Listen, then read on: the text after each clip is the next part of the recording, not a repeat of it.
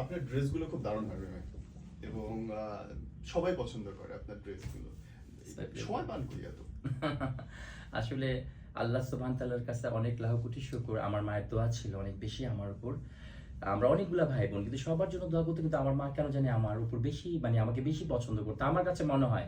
কিন্তু সে সবাইকে ভালোবাসে, কিন্তু আমার মায়ের দোয়া তাই মনে হয় এই পর্যন্ত চলে এসেছি। এবং আমি যেই কাজটা করব সেটা একেবারে মনোযোগের সাথে করব। মানে আমি যদি মনে করেন 1 ঘন্টার কোনো কিছু নিয়ে আমি রিসার্চ করব, ওইটাই আমি 1 ঘন্টা ওইভাবেই প্রপারলি করব। ছাড়া ছাড়া কাজ আমার পছন্দ না। খুব অ্যাক্টিভ পাংচুয়ালি কাজ করি আমি। এই জন্য কি আপনার ইন্টেরিয়র ডিজাইনিং এর যতগুলো আপনার ভিডিও আমি দেখছি, সোফাগুলো ডিফারেন্ট ডিফারেন্ট হয়, এবং ডিজাইনগুলো ঠিক নর্মালি দোকানের ডিজাইনগুলোর মতো না? একদমই না।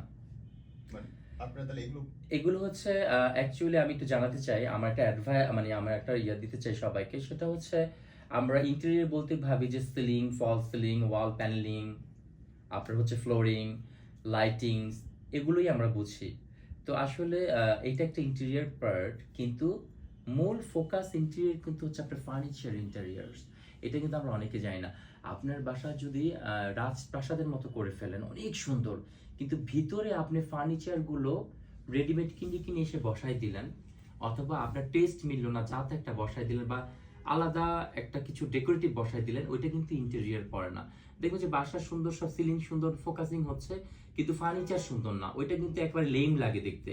যখন আপনার ফার্নিচার খুব সুন্দর হবে, সিগনেচার ফার্নিচার হবে, আপনার ফেব্রিক থেকে শুরু করে কালার টোন ডিজাইন আপনার টেস্টের সাথে যখন যাবে, তখন কিন্তু একটা ওয়াও একটা ভাইবস লুক চলে আসবে। এবং আরেকটা জিনিস আমি খেয়াল করলাম, ইদানিং আপনি অনেকগুলো শোরুম এবং বিভিন্ন উদ্বোধনে যাচ্ছেন, এটা খুব ভালো লাগছে, আমার দেখে মজা লাগছে যে আপনি সময় দিচ্ছেন মানুষকে সোশ্যাল ওয়ার্ক গুলোতে। জি, এটা আসলে আলহামদুলিল্লাহ, এটা আসলে আমি আমার বলবো সম্মানের একটা জায়গা তৈরি করতে পেরেছি আমি মানুষের মনে। এখন বেশ বড় বড় ব্র্যান্ড ওপেনিং গুলো আমাকে দিয়ে করায়, আমি অ্যাজ এ চিফ গেস্ট হিসাবে ওখানে যাই।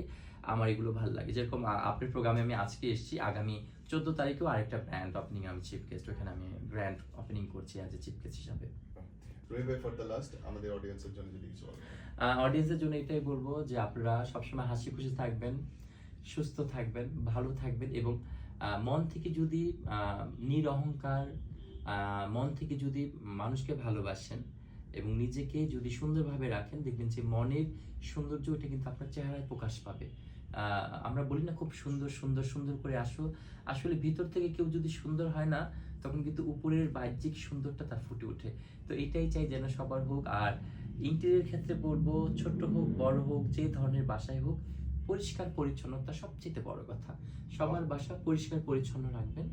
আর যখন কাজ শেষে সারাক্ষণ ট্রাফিক জ্যাম পার হয়ে বাসায় আসবেন, তখন যেন একটা পজিটিভ ভাইবস দেয় আপনাকে, এবং যেন আপনার ঘুমটা অনেক সুন্দর হয়, এবং পরের দিন কাজটা যেন আপনি অনেক সুন্দরভাবে করতে পারেন।